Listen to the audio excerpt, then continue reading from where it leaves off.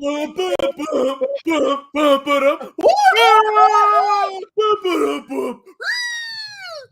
back, Strongman Personal Finance. My name is Christopher Belly, and I got my special guest here today, Index Investing with Cole, who finally made a freaking video. It's me. Clown, my longtime trucker's best friend. Dude, I didn't watch the video. How hard was it to get through your TTCF bowl? Honestly, He's eating it right now, so it must be yeah. good. I'm hungry. I'm sorry. I'm going to eat on freaking camera. Anyway, the quinoa that I had really wasn't that bad. Bro, that one that I ate, I don't know if it was just like a one-off, was the most god-awful concoction that I've ever ingested. Which meal did you have? What did I have? I had the ranchero something.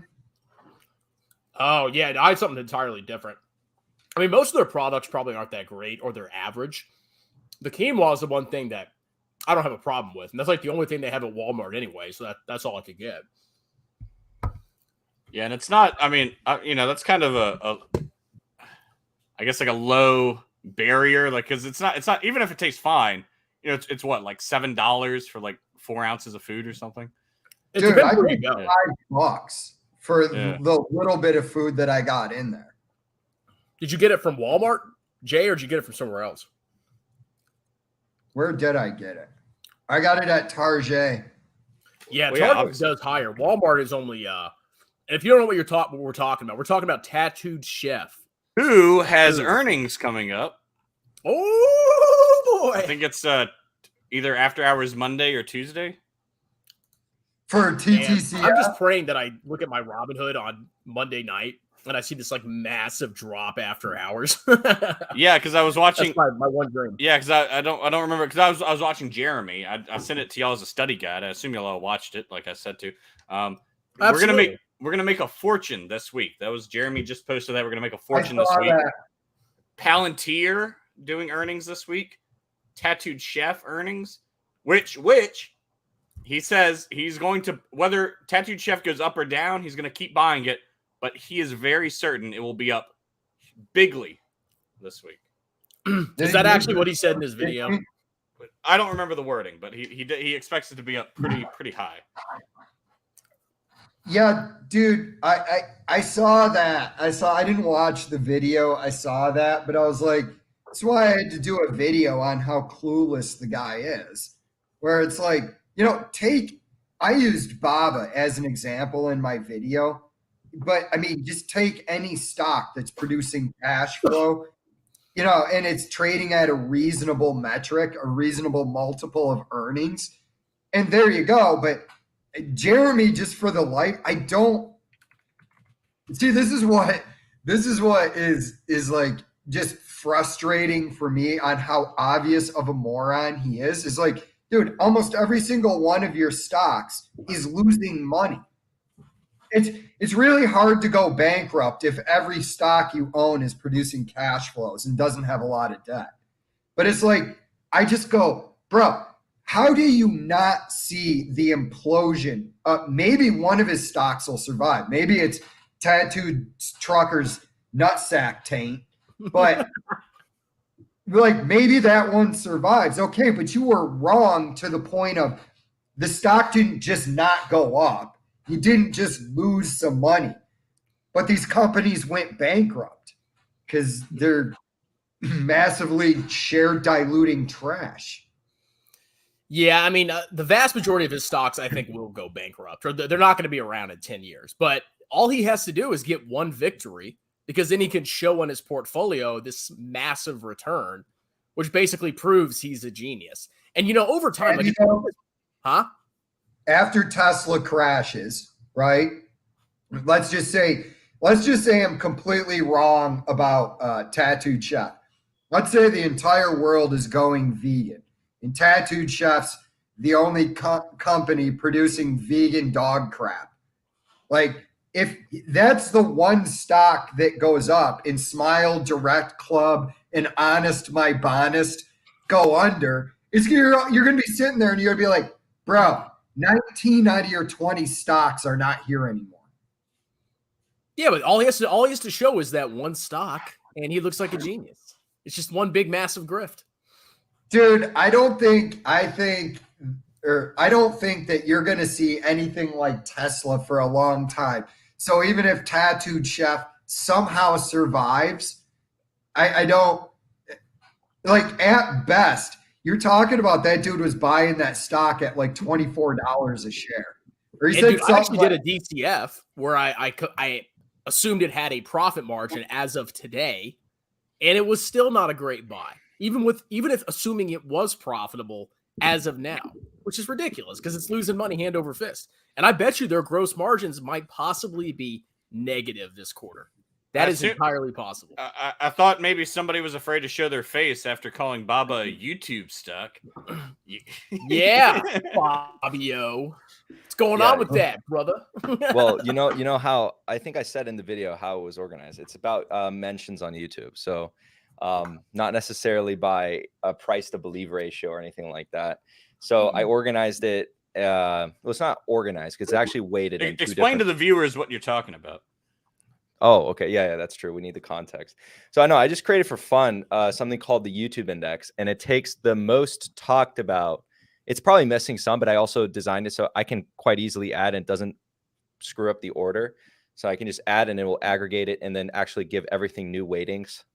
Well, give it new weightings relative to how I've kind of designed it, but makes it easier. Fabio DiCaprio. I love that. And yeah, it's done by mention. So the more stock is mentioned, I considered adding it to the list. Does and that's why the mention mean like in the title? Is it? No, like Yeah. that YouTube. So like, for example, I put a heavier weighting on stocks that are talked about by larger channels. So like Everything Money is a large robot channel. Is it like an AI grabbing data, or it's what you see talked about the most? No, I used the measure that actually looked at. And then the thing is I had to manually actually put in the ticker and see how many times it was mentioned or the name. And then it would look for the words, and then it would say, okay, this was mentioned. And I had to somehow be careful because there's a lot of Tesla videos, for example, but not on the stock. There's a lot of videos on the car, car reviews and stuff like that. So I had to be more specific, which is bullish. Well, but can't you search like Tesla stock? Like, can't you hone down? Yeah, that's exactly what I did. And then I did Baba because if people are doing videos on like AliExpress, they usually say Alibaba. Like they usually say the full word. So then I kind of added multiple words and then tried to make sure I wasn't counting videos twice.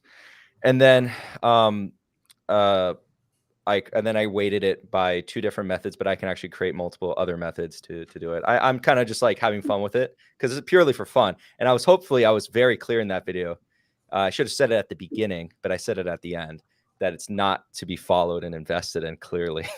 Because some of the stuff in there is really interesting, but it's based on be specific with people, man. You got to tell them, hey, don't buy this, because like even if you like make fun of it, some people will get the impression that they should still buy it. So you got to. You know what? No, you're not going to buy this. I'll update it right now in real time, and then just like literally put in a warning saying, "Do not do it. Don't even think about it." Yeah, let me actually. So yeah, continue talking what you're talking. I'll just set up this warning right now. Well, dude, that's the lovely thing about YouTube. It's all just hype. Nobody it's not like the vast majority of YouTubers are actually looking for good buys. They're just going, oh, my favorite YouTuber talked about this stock. It just goes up. You guys want me to share it? Yes. Sure. All right, so I'll share my screen. All right, let me separate the stream, put it over here, and then let me put the thing over here. All right, so share screen. Wait, let me actually. What is your management fee for the ETF? That was my joke. 50%. 50%. You're not going to do Kathy Woods 0.75? No, 50% per quarter. For my services, this is it right here. And I'll zoom in. So right now I'm down. I'm not down, but the index is down about 11.96% on that weighting. On this weighting, it's 11.75%. In 2 days. In 2 days. I mean, maybe the market's been getting wrecked. Yeah. No. This is 2 days. This is actually no. This is legitimate. This is 2 days. But So I started Jeremy's this. stock's up. Planet 13, it's up what, 6.75%? Actually, I think that's the one that's up. That's the one that's up. But Honest is actually pretty brutal. I think Honest is down 14% in those 2 days. Stone Co. So I'm actually I got a comment that actually said I'm probably giving them these companies, a lot of these companies, a benefit because I'm buying them at way lower prices than where they were. Because I have to start it from the start date. So like I started it here, and yeah, sure, maybe I'm giving them a benefit in that sense. So we started, the day 2 days ago. So yesterday was Friday the 6th and the 5th, and then I believed I pulled prices from the day before that, so the 3rd. But yeah. So these are all, I think, prices from the 3rd. So you're saying I should buy these? Yeah, I'm going to add the warning like in the middle of the stream. And because I know that some people might not ever watch that video, and I understand that. And I always post this link several times. So then if they never see that video, they don't know what this is. Because this is like public. This is, anyone can come on and see this. And there's no warning. And I think that's might be a bit of a concern. Dude, you got to understand too. There's a lot of people on YouTube that don't understand. Don't just buy the dip. Like, sure, if it's an ETF, a good ETF, or it's an index fund, buy the dip, like VOO, VTI, or VT. But a lot of these people are like, "Oh, Tattooed Chef's dropped by, however much it's dropped," and they're like, "Oh, now it's a buy." It's like, no, this company's still garbage, dude.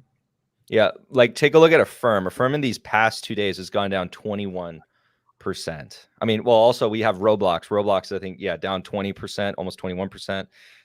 Binanogenomics, BNGOs, down 16.13%. And a lot of people are going to look at that and say it's a buy. Bro, Bionano is such hot trash, dude. Yeah. Also, like if you say that, if you know of any companies that are talked about a lot, and that's the criteria, talked about a lot, I can just add them real quick. What's going to be funny is when Tesla 10Xs, this portfolio is probably going to outperform most other portfolios. Yeah. Yeah, it probably outperform in the opposite of a liquidity crunch, which is what 21 was.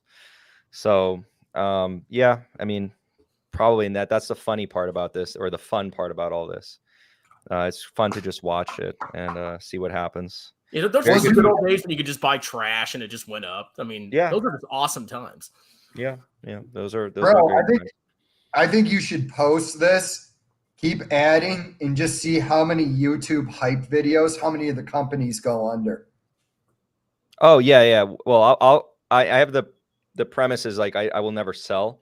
And well, I'm not in these, but I would never sell or shrink the positions. I have the allocation that was already predetermined. That's the allocation that will happen the maximum allocation.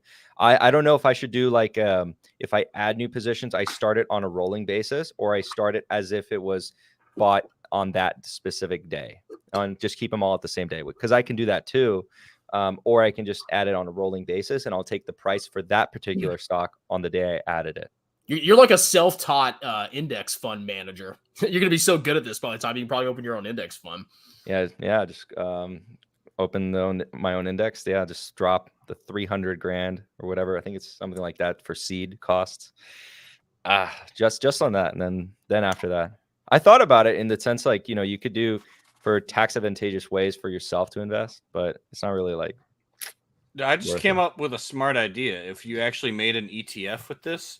Once a quarter, you should remove the worst performing stock. That way the ETF only has good stocks in it. And I only point to those stocks. I only point to the good ones. I said, you see, I bought these in the past, and I'm up. Yeah, that will work. And you should keep Kathy Woods. You should keep Kathy Woods on speed dial to ask her if she likes a stock. Did y'all see? So then you know not to buy it. Hey, Kathy, what stocks are you buying right now? Oh, Teladoc. Great. I'll avoid that. Yeah, I actually looked at Teladoc with excluding the goodwill impairment charge, and even then, it's still decently unprofitable. So I think that company does have potential, but I'm not buying it anytime soon. Dude, Teladoc definitely has potential for the idea. And the thing is though, I just don't understand why people can't just wait till a company becomes profitable. Oh, they're not going to 60x. Yeah, you might only 59x instead of 60x with a lot less risk. Well, dude, I always give this example when Walmart IPO'd in 1970 or 71, whatever year it was. Peter Lynch points this out on One Up on Wall Street. You had like 7 or 8 years to watch the underlying financials get better and better before Walmart really took off and became like a millionaire maker. So you could just sit there paying until you're like, yeah, this company's got potential. Let me pay attention to what it's doing. You could have just been sitting there tracking it every quarter, just taking notes on it, and then bought it later on. I don't understand the rush to buy. Yeah. Like Palantir. Everybody keeps saying Palantir's the future. Okay, well, it's 10 years old at this point. But you can't wait till it really becomes profitable and starts taking off like you're saying it's going to. Instead, you're buying it at $40 a share. Yeah, Palantir, I looked at that again. Holy crap. So my new favorite metric for growth stocks is looking at revenue per share, the growth of revenue per share, because people always talk about, oh, the revenue's growing. But if you look at it from a shareholder perspective, a lot of these growth stocks, you actually have negative revenue growth from your perspective as a shared which is freaking hilarious. I saw that. Because that's the only selling point of the growth companies. No, that was a good video you did. I'd never really thought about it like that, but you made excellent points, man. That it's like, even if you bought Palantir with all of its run up and everything, you're still down on it because they diluted you. Yep. Massively. Like I'm talking about, you've experienced negative 20-something% share revenue declines every single year. Like you're getting freaking crushed. And one of their largest expenses is stock-based compensation, which is them diluting you even more. Like it's freaking nuts. And real quick, back to the, you don't have to buy an IPO, which has been on. I have like a little Word doc of my video ideas that's been on there for a while. I haven't made the video, but like Berkshire Hathaway didn't buy Apple for like the first 40 years of that company's existence, and not that it was public the day it went live, but I mean they've still 7x'd their investment since like 2016 or so. Like there's zero rush to, because if you had to buy a company right at IPO, that means it probably didn't grow. Like great companies like Amazon and Apple, they keep growing year after year. That's what makes them big companies. So there's no rush to buy them. Well, if you pay attention to IPOs, most of the time, right after the stock IPOs, it temporarily shoots up, then drops. And that's because you have a whole bunch of people rushing in to buy it, but you have the original angel investors who got their shares before it IPO'd. They're dumping all of them. Yeah. They want to get their investment back. So it tends to drop anyways. But for me personally, if I'll end up missing companies this way, I'm sure of it, but it'll cause me less heartbreak in the end. I'm just really not interested in buying an IPO. Yeah, as you said, a lot of companies will IPO solely to the angel investors are like, okay, we need to hurry up and make our money before this thing goes bankrupt, because that's what a lot of the companies are. Well, that's one reason why, if the Fed keeps hiking rates, like I hope it does, even though I don't think that it has the ability to go above 3%. I think when I read an article where the Fed was saying, we believe that neutral is between 4 and like 6 or something like that. Like, homie, you can't raise the rates to that. Know where you're getting them. But if they keep raising rates, it's going to drive all of this madness out of the market. SPACs will implode. I won't have to hear people telling me that buying a stock that you project to grow 8% in the future is worth a 40 price to earnings ratio. What stock is that? Dude, you know how many times I've done a video? I did a video on Apple, calculated its intrinsic value, and on the low end, I was right around everything money with my predictions. Like I had that I wanted to start that I would start considering Apple around $110, right? But I had people telling me, good luck getting Apple for, what you want, like a PE ratio in the high teens.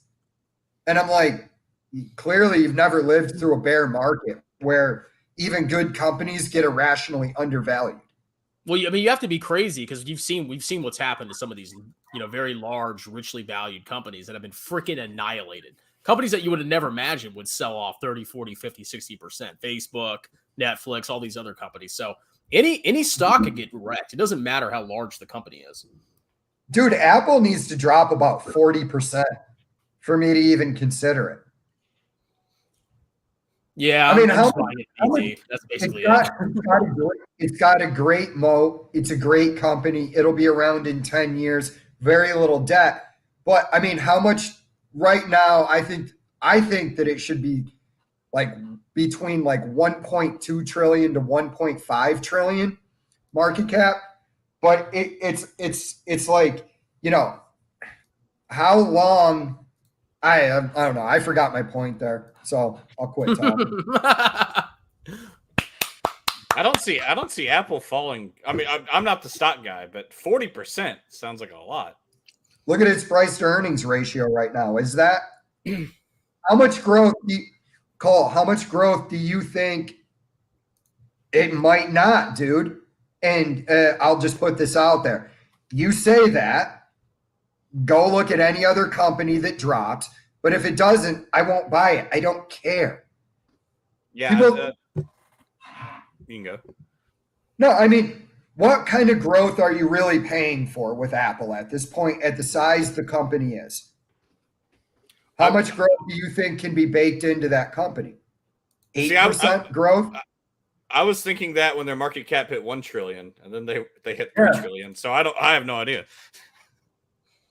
Isn't that insane that we have companies that are almost $3 trillion in market cap? Like, that's freaking nuts to me. I mean, our whole country produces what? What is our GDP? 20-something trillion dollars a year? Yeah, around 20 trillion if I had to guess. Crazy. But, once Tattooed Chef takes off, that'll probably be 40 trillion GDP. Tattooed Chef's going to redesign humanity. So I think somebody brought up, Noggy brought up, what do I call you, by the way? Is Noggy a weird name? I feel like you have to start it with the J. Oh. Yeah. Either one, doesn't matter. People call me by my full name. They say, "Hey, index investing with Cole." I'm like, that's too long. You can just do the Cole part. But anyway, people were talking about interest rates. Thanks. Look at the PE compression of the stock. That's a good point. I like, and he's right because look at his profile picture. What the hell is even in that? Krezos 93. Were you born in 93, boy? I'm older than you. I'm older than you. Fabio, what were you saying? I was saying. Oh, first I wanted to tell Fabio it's okay to talk, dude. Second, what I wanted to say secondly was I've seen like so many people are especially the four horsemen like Meet Kevin and Jeremy and Graham and stuff and Andre. I've seen a lot of them bringing up Volcker, the Fed chairman from the 70s and stuff. And I've read. To be fair, they're just random YouTube comments, but I saw some comments on Jeremy's channel yesterday saying the Federal Reserve is going to be forced to cut interest rates because they're tanking the stock market too much. And I was like, okay, but comparing it to Volcker, in 1981, the federal funds rate was 20%. It's less than 1% right now. Like if your stocks are collapsing at under 1%, you're not going to survive. Can you imagine the destruction if we had 20% interest rates? Oh my God. Can you imagine how many kids from my neighborhood I would sell into human slavery just to buy stocks?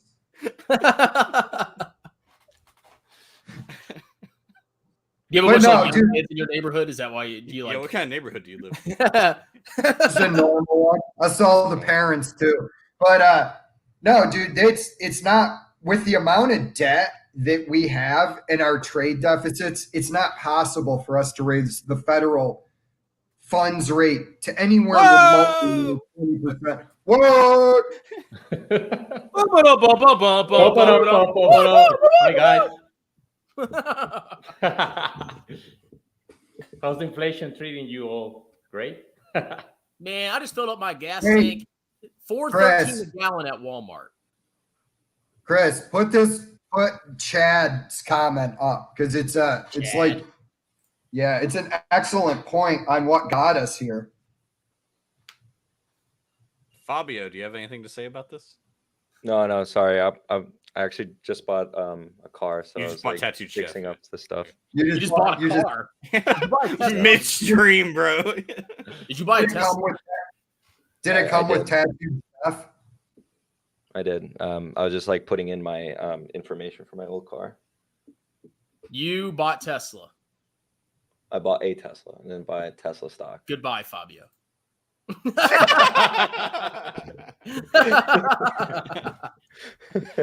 Did you get the Model Y or the 3? So I ended up actually what I did was I was replacing my my Rust Bucket car, and then I actually ended up deciding I'm changing up my Model 3 and my Rust Bucket, putting them both in, and then getting just a brand new Model 3 Performance, and then basically I didn't really pay anything for it because I had the full equity in the Model 3 that I currently had, and then I also had the Rust Bucket that I actually got. It's not really a Rust Bucket, but I got like $9,000 for it. Woo! Isn't that insane? I need to sell my freaking Ford Fiesta. Yeah, I know. I might be shocked at what I can get. I'm gonna temporarily not have like a Rust Bucket car, and then because used car prices are ridiculous, so I just took one last hurrah advantage of it. And then under the speculation that perhaps in a couple years I'll get a Rust Bucket again for like a lot less than what they're going for now. I mean, can you consider a Tesla to be a Rust Bucket? Maybe, I don't know. Yeah, Rust Bucket is what I call my wife. Yeah. So it'll be fun. I got it in blue, and blue's my favorite color. So decided to. We'll see. I'll do a video when it probably. I won't do a video. I'll just send pictures or whatever. Because I'm not. Maybe I'll do a video. I don't know. Maybe people want to see a car review. According to Urban Dictionary. Yeah, I'll just put it in the group chat. According to Urban Dictionary, a donkey show is and I'm gonna have to censor some of these words. Yeah. The infamous act of a girl getting by whilst paying gentlemen gather round and watch. Now it didn't really make sense with all the censoring I had to do, but you got the idea. I can imagine what it is. I have this picture in my head. Bro, is she like petting a donkey or something? Is she like combing its hair? Is that? If that's what you want to call it. You mispronounced Jeremy's name. Have you guys talked about the stepsister yet? Oh, Diamond Head or whatever. Diamond Head. She is now. I think she beat Mike Stathis as my friend's like favorite YouTuber. They all like now have migrated to watching all of her videos and just like laughing. Some of them are commenting on her channel, but like they pretend to be like fans. Like dude, they she's gonna absolutely surpass me at subs. I 100% guarantee. No, she probably will because it's absolutely amazing. Yeah. Her video on DraftKings was the funniest thing. I absolutely want her to succeed just for the entertainment factor of just how stupid the information is. Dude, she's the female Jeremy. I'm not even joking. Like she could literally be his stepsister. Yeah, so what she does is she just copy and paste Jeremy's videos, except she's like yeah, you call her attractive. She's an attractive girl, no. Well, compared to Jeremy. Yeah. Well, so okay, anybody's attractive compared to Jeremy. Look at her views, dude. She's gonna catch me. She figured out that you pretty much just have to cover like crypto and stuff like that. And yeah, let's see. I just DraftKings, Crypto.com, Oatly. Let's find some more Jeremy stocks here. Voyager, Chewy, which is formerly headed by Ryan Cohen, GameStop chairman. Honest, Tattooed Chef. Yeah. Wasn't Jeremy talking about purple stock too? Look, I have a purple mattress right here, so it's a little bullish. So you have a purple mattress? How is that? Because I actually need to buy a new mattress. I don't know. I'd test it out. You would test it out before. So my first like 2 or 3 nights on it, I was in like unbearable pain because of it, which sounds bad, but it supports you in a different way than a normal mattress. So like your back has to adjust to the mattress. And then after that, I was fine. But the first 2 nights were horrible. Because I might do Sleep Number like Small Gabriel down there, Sleep Number. What is Yeah. No, I'm just kidding. But like, because they actually did do a noob tier analysis. My gosh, like I think he bought Sleep Number. But yeah, this S.A. Wilson guy, he's not having a good time. I don't know why he's watching. Bro, Yeah, he doesn't. check out Goat's Head. Ghost Bed. Oh, Ghost Bed. I was like Goat's Head. Yeah, that's what I bought, dude. Goat's Head also has an Urban Dictionary post. Ghost Bed. What does it say? But Ghost Bed, dude, they're like 16-inch, like memory foam mattresses. The one I have is great, dude, but they're expensive. Does it have like your ass imprint? I keep mattresses for a long time. Does it like memorize your ass imprint? No, but I mean, dude, it's the most comfortable bed I've ever had. It has cooling gel on the top, so it cools you down when you're sleeping. It's amazing. Oh, that's a necessity for me. Yeah. Are you a sweaty boy, Fabio? I generate absolute asinine amounts of heat. My wife loves it, but like I don't like it. I hate it. I always have to have the fan and AC down really low, and then the fan on max. Yeah, I was going for a walk today, and the summer heat. I was starting to really sweat while walking, especially I think we can all relate down there. But luckily, I recently bought the Lawnmower 4.0 from this week's sponsor, Manscaped.com. Use promo code STRONGMAN, get 20% off your next purchase. Yeah. Hey, I go with Manscaped. Whatever. Yeah. All right, but did we talk about DraftKings yet? Or did I miss that? Well, cool. Check this out. Market cap, this is Chewy.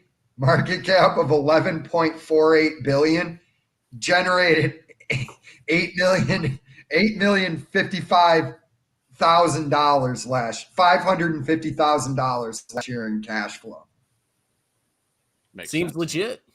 I mean, they're basically if you read the Super Stonk subreddit, Chewy is actually about to take down Amazon. Mm. Yeah, that wouldn't surprise me. Yeah. So what about DraftKings? Didn't they like beat and stuff like that? And the stock? No. Just that the video was absolutely hilarious because and by the way, someone mentioned that she's an Ivy Leaguer, and my I won't say it, but like say it. Yeah, come on. I heard it wasn't me who said it, but like it's basically me saying it here on the live stream that she's compensating for something. Because oftentimes when someone that's one of the first things they say for argument from authority types, it's because they're compensating for some Were you something. Saying she's retarded? Look, Cole, you said it, not me. But DraftKings, she was like, in the pre-market, she didn't understand like what happens during pre-market. Sometimes you have volume bursts. And it was up like 5%. And then here she is like giving her opinion on the earnings or whatever, just saying that they were good. The market did not think they were good. And I took a quick glance because I already did a video on DraftKings. I wasn't going to do another video. And, I'm not going to really like just go after this person or whatever, just like, because they entertain me at this extent. I think I was the one who sent you her, Chris, right? I was what? I was the one who texted you her channel. Oh, yeah. Yeah, see, I'm scared to go after her too hard because there's a certain gender that gets, and I've done this before on YouTube where I go after and talk about something. Yeah, the protected gender. And they freak out. I'm like, I'm worried she's going to like slit her wrist or something. I'm not even joking. Chris, this is going to be a really funny joke, guys.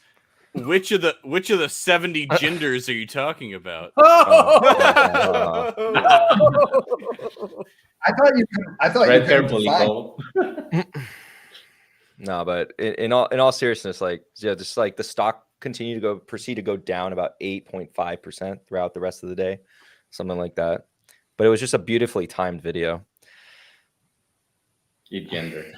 Julius says. Yeah, but her channel's still growing, bro. She's gonna be bigger than all of us combined in a year. I guarantee it.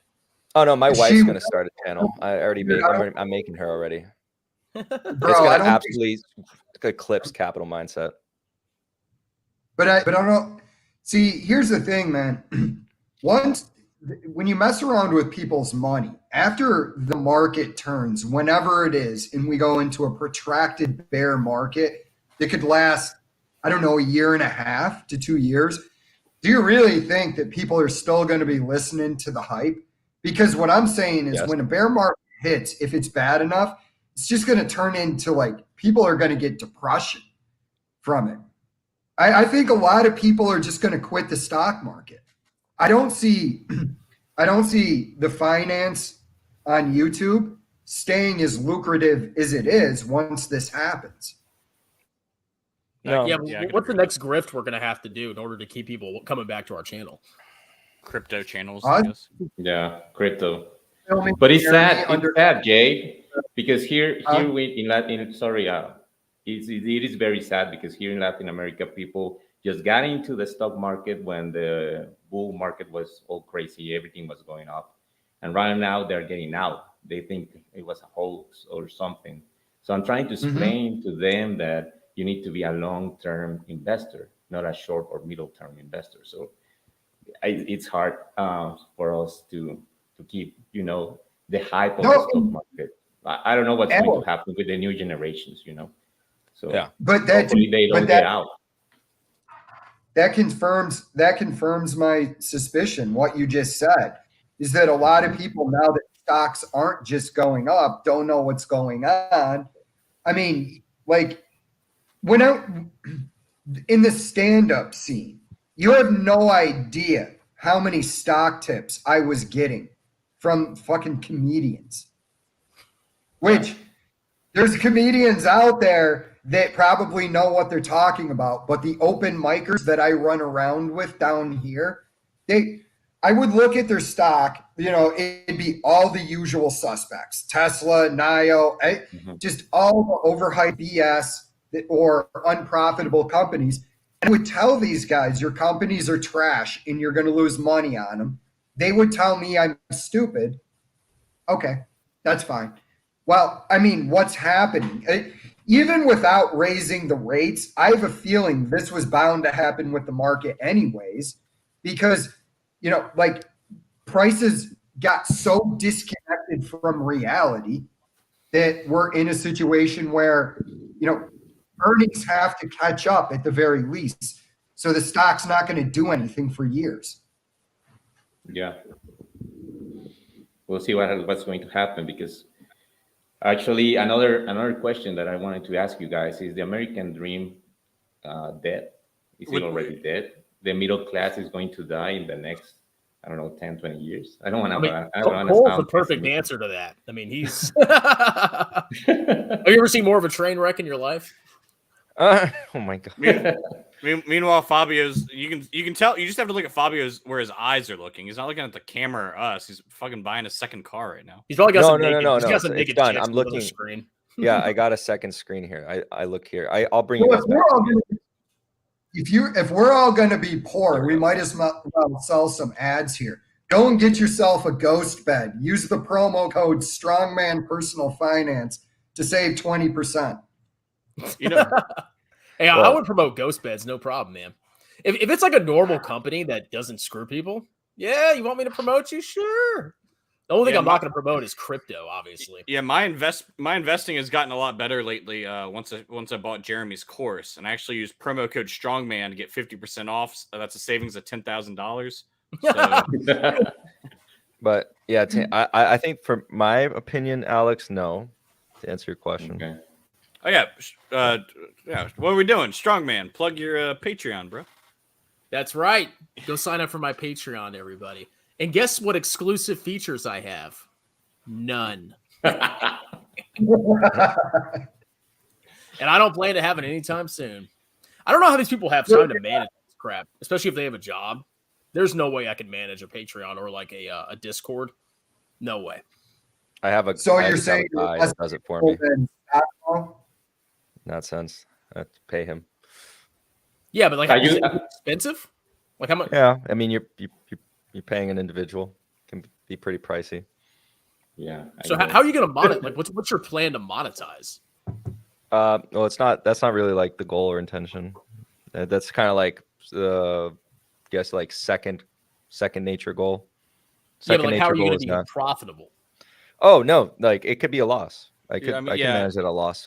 Because money is just a social construct, dude. Money is a social construct. No. But in seriousness, like, it can break even eventually. But if it doesn't, it's fine. Because I need someone to like, he helps me with like actually programming the bots, making sure that they're all working in order, and he also helps me like making sure the rules are in order and stuff like that, and stuff that I really would not have time for.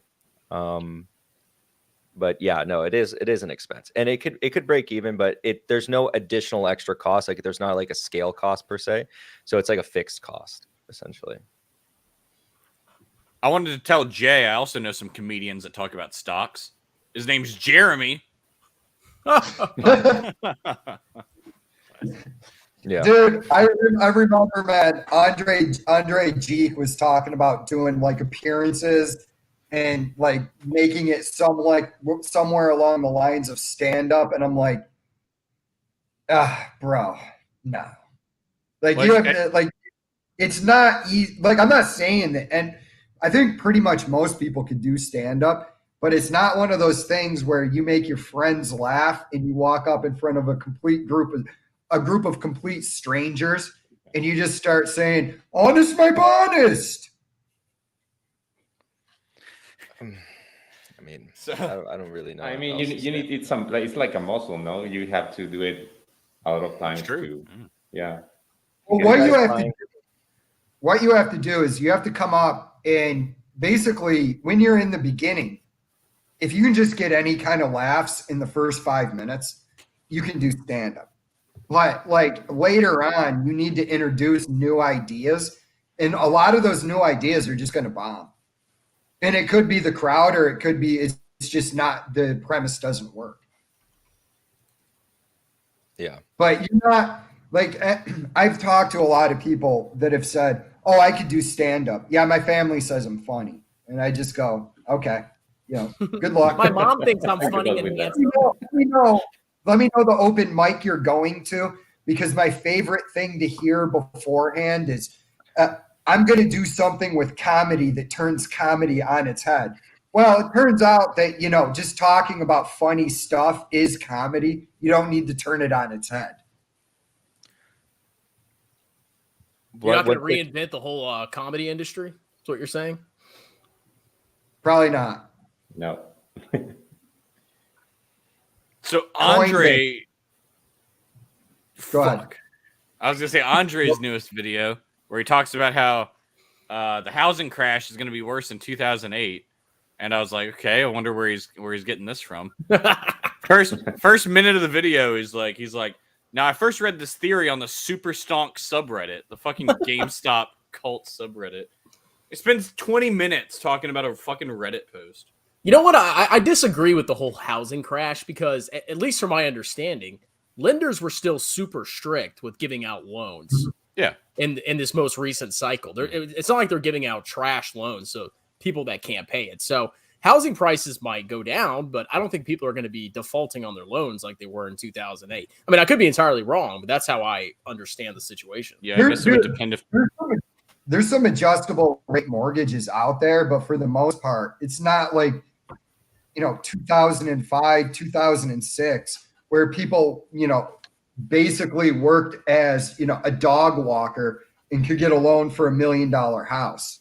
Was that an anti-work reference? Hey, that's a respectable industry, Jay. All I'm saying is generally doesn't pay that well, and you're buying $1 million house. Mm-hmm. Yeah. Hey, Chris, did you buy the book of the Reddit movement, all of that? Oh, no, I got it from the library. I'm actually going to, once I finish my current book, I'm going to read that one. I'm reading a fantasy series. I actually like to have some pleasure, but that's my next book on the list. I was actually kind of shocked that the whole AMC and GME movement was a total scam and fleeced a bunch of retail investors. I could not believe the title of that book. So I'm very, very interested to see what this stupid author has to say. Well, technically, they're still both alive, so we don't know the outcome yet. Yeah, apparently, like, the worse the economy gets, the more likely there's going to be a short squeeze. Well, it's actually the economy is crashing because the hedge funds are having to sell all their stocks to stop being short squeezed. Exactly. Yeah.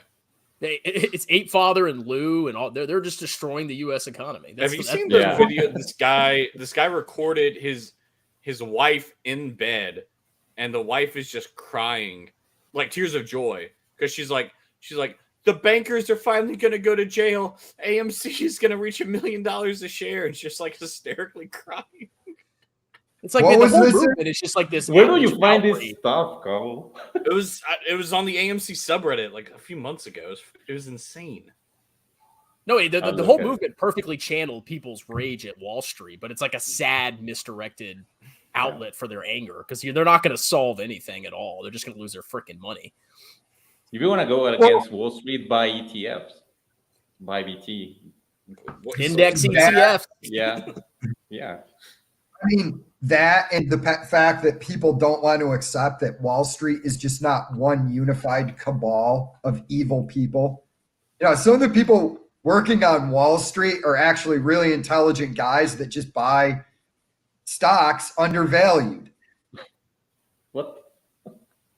Excuse me, Jay. No, I'm pumping a company that paid me. This was actually not bad. I'm not gonna lie. Dude, I'm actually watching you lose muscle mass by the second just for holding that. I've actually had less motivation to go to the gym these last few days. I'm not even joking. So I wonder if that freaking crap had some kind of effect on me. Yeah. You're gonna get a testosterone test. Chris, look on the back of it. How much soy does it have? It's the number one ingredient. Oh my god. Well, it's got pre-cooked cauliflower, white quinoa. I don't feta cheese. Yeah, why not black quinoa? Yeah, this is a bigoted company. I don't actually see any soy on here, shockingly enough. It does have like almost 10 grams of fiber in it, though. So if you want to crap your pants, just have a bowl of tattooed trucker sweaty ball sack quinoa, and you'll be just fine. Hannah's about to grow breasts.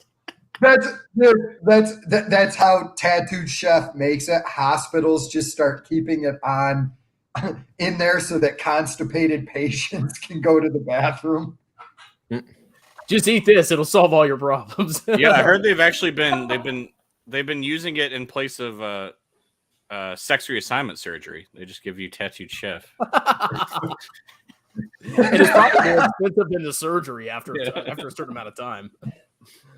Like, you don't have to go through gender affirming surgery. Just eat this bowl of Tattooed Chef, and you'll be a woman. Yeah.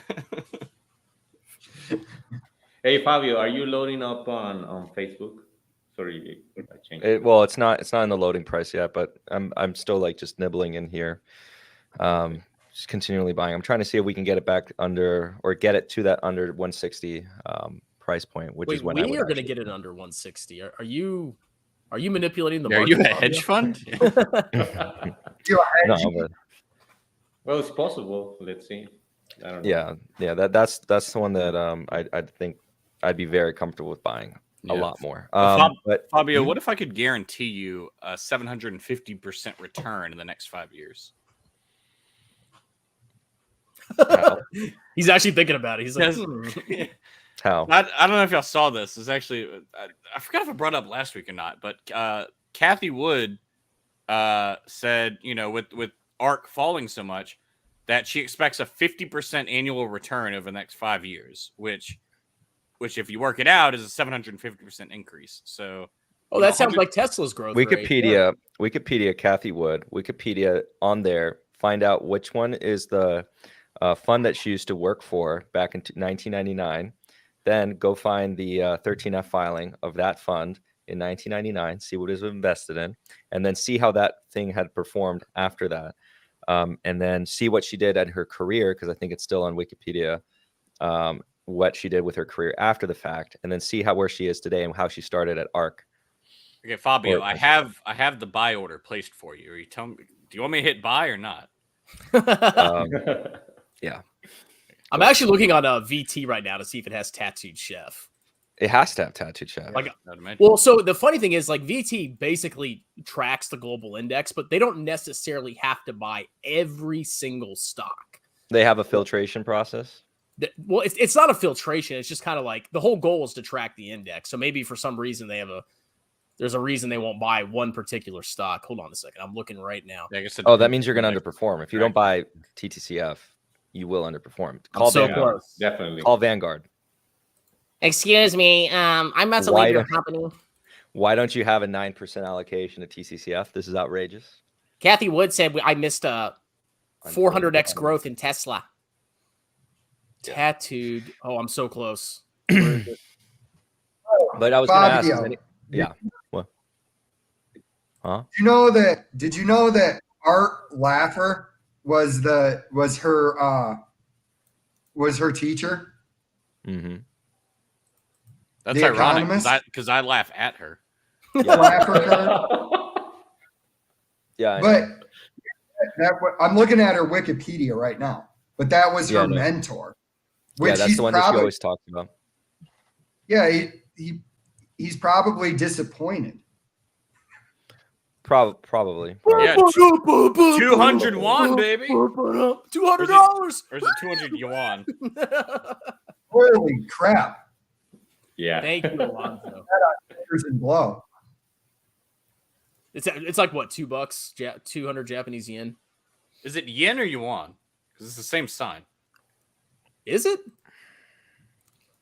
All right, guys. As a matter of fact, I do not have tattooed chef in my global index. So there is a massive flaw. Yeah, so every time you said you buy the whole world, you've been lying. I have been lying, everybody. You should unsubscribe, except for my Patreon.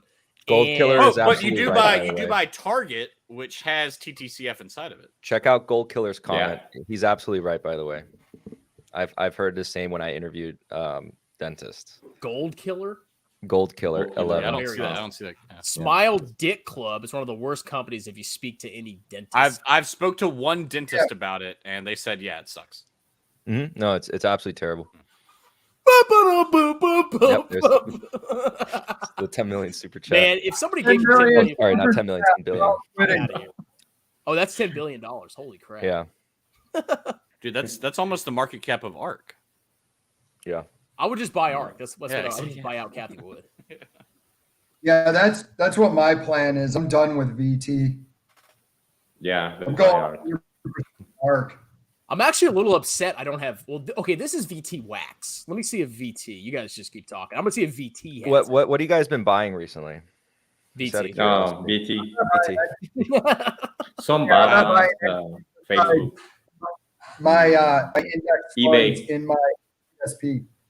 One data expiration Baba calls. Oh, Oh, yeah, yeah, that cool. was- How did that last play treat you, man? Let's see. I put in $480 on Baba calls expiring next day, and I lost $426. So it didn't do well. Yeah, but didn't you say that if Baba goes down, it rebounds the next day? Well, when you're in a stock market like this where fundamentals just don't matter, I had a sure bet, and the fucking hedge funds just came after me. Yeah, it was It's those crazy. dirty hedgies. 100%. I love Jeremy. I forgot it was Thursday or Friday. Jeremy he had to have been crying before the video. There was no way he was not crying before the video. He's like fundamentals just don't matter anymore. Like the stocks just go down. Is that the video I did a quasi reaction to, but it was mainly about his portfolio? Is that the one you're talking about? Because I thought he was about to cry in that video too. I don't know. I don't think he's crying. I think he's just staying up super freaking late because That he's might under be like it. so much pressure and stress. He's got to be like, and he said in a couple of videos he stays up till like 3 in the freaking morning. It's like, what are you doing, dude? Dude, what's going on with Meat Breath? Are all these people quitting or something? No, I think he's I don't know exactly, but he's focusing on like building some new thing that he's gonna do. And Y'all do realize a year from now he's going to announce his presidential run, right? Well, he did as an April Fool's joke. Well, he already ran. I don't have tattooed chef, man. Well, It's not a VT or VT wax. If you allocate like That's $1 better. to it, that would probably simulate the weighting. Yeah, I might have to check like the S fund and the thrift savings plan to see if I have it in there. I might have to start maxing out my thrift savings plan more to get more exposure. So, do you guys know what's kind of going on in China right now? Yeah, COVID. No, he's locked. That's just like the lockdown. sort of on the surface. Go ahead. No, it's they're having a lot of fight with capital outflow. There was actually an analyst, a prominent analyst, at least in the West, or he's a Chinese analyst, but he speaks to a lot of Western media. He actually has a prominent following on social media in China. They actually started removing him from all social media in China because he was commenting on the capital outflow. Something I've talked about before, that's like a problem with China currently, and like since the end of last year. Put up Matthew's comment. Hold on, where is it? It's Mr. Oh, God. Oh God. Oh my God. On point. Yeah. Well, yeah, but I'm sure they have because there's so much fear with delisting and the government screwing them over. I mean, that's why I think they're going to be forced to come to some kind of agreement with the U.S. officials. Some kind of auditing agreement. They're going to have to, otherwise, because they need the freaking money. Yeah. Well, yeah, they do for now. I think they're going to try to see if like the American investor will kind of stand a Hong Kong listing, because in that sense, it's like it's the best scenario for the way they like to run things. And Hong Kong, I mean, I have a couple friends who actually do live in Hong Kong. My wife's best friend from college, she lives there. And she was actually just visiting. We had a lot of interesting conversations. Her boyfriend is a banker in Hong Kong. By the way, banking in Hong Kong makes one of the most money in the entire world for cities of being a banker, because a lot of money just flows through that for a specific reason, because you can't actually. I don't know if you want to get into that, but I'm going to renounce my citizenship. I'm going to become a Chinese. And then you can buy BABA on the actual stock market instead of ADR. Yeah, that's why I'm going to do it. Yeah. It's actually in Chinese culture. There were some Chinese people yourself. commenting on my channel. I'm taking their word for it that they're Chinese. Like, why would you say you're Chinese, not be Chinese? That they were saying that in China, they don't necessarily have faith in their financial system or their stock market. So and you probably noticed, because you probably, I guess, heard of this on like Western media, because Western media gets some things right. They report some things right. That generally speaking, Chinese citizens don't trust their financial markets, and they prefer to invest in real estate, which was hilarious because they got absolutely shafted more recently in real estate. But that's again why that bubble persisted for so long. It's because if you take a look, like in the United States, the average person's more willing to trust its financial markets, but if you look in China, they're not locally trusting of their financial markets. Yeah. Would you say Hong Kong banks build a lot of skyscrapers, or? Yes, of course. Oh, yeah. okay. No, but there's a particular reason why banking in Hong Kong makes so much money, more than any other city in the world. I mean, would you take a dude's word for it if he told you he was a woman? I don't understand. Look, Fabio has a saying about that, JP. Fabio's sexist. Fool me once, shame on you. Fool me twice, shame on me. Who? I see. Shame on who? I don't get it. Is it like a Chinese name or something? Oh no, it's just implying you fucked a dude. Well, so Damn. Fabio, Yeah. they don't really invest in their companies over there. No. Not people do, but not. It's not where the majority of people think to put their money in. The majority of people still do not trust their system, and that's not an implication of like something is true or not true. It's just like general sentiment. But I've ever received comments from people claiming to be Chinese. I trust that they're Chinese. I don't have a reason to say, oh, they're not Chinese. And they would say that, Westerners don't understand not to invest in our market, blah, blah, blah. They provide their perspective. I've of course shared a similar guiding perspective, but for different reasons. They had different reasons to come to that similar conclusion.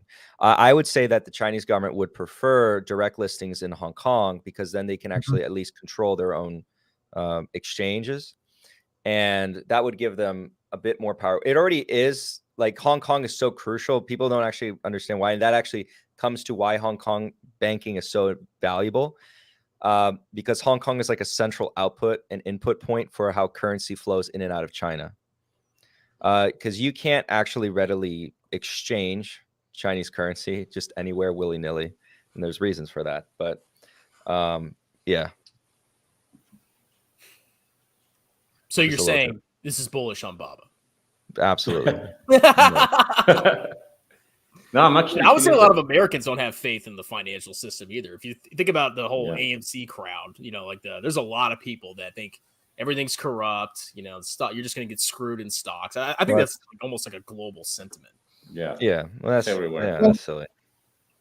I'm feeling the fear, Fabio, because I'm not that confident in getting more Chinese stocks. Well, since I got Baba, I'm still buying, and I see the numbers, and I believe. Well, I don't think. No, I don't think the market's pricing in that Baba is what it is. I think, like I said, I'm honest. My opinion is more than just that the price, I do acknowledge, is not because of that. If the price was reflecting my concern, I believe the price would be close to zero. But since the price where it is now, I do believe, and I really do believe this, and it's evidence. The evidence is, for example, the Chinese government comes out and says something, and the next day it just jumps. It's sentiment driven. It is right now sentiment driven. The reason why it's down so much is sentiment driven. People are not pricing in that risk. That risk is not priced in. You cannot price that kind of risk in. It's impossible. I cannot. You could come with me at work. They could come with me with a task to try to value this kind of asset. I could not provide a value to that kind of asset. If Baba was at $5 a share, you would not buy it. There's no way to value that kind of asset. I could not come up with a fair valuation. I would not be able to. I would only do it $1 a share. I could not. No. Like, there is no way to come up with a fair valuation. So China will become the largest economy in the world. Yes, it will. Yes. And their market cap. Their stocks as a percentage of global market cap are like 3 or 4%. Mm-hmm. So you don't think at some point there's going to be some kind of reversal where China becomes the largest economic powerhouse in the world? It's already the second largest. You don't think there's going to be some kind of reversal? I would say that, okay, so let's say they become number one in the world, and let's say they do it by far. I wouldn't want to be the financial investor within another country. Definitely not. Why are you stroking your mustache? That's my evil twirl. He's styling it. That's my evil twirl. There's definitely some problem with the Chinese economy in and of the fact of a demographics crisis. There's not enough young people to take care of the old people.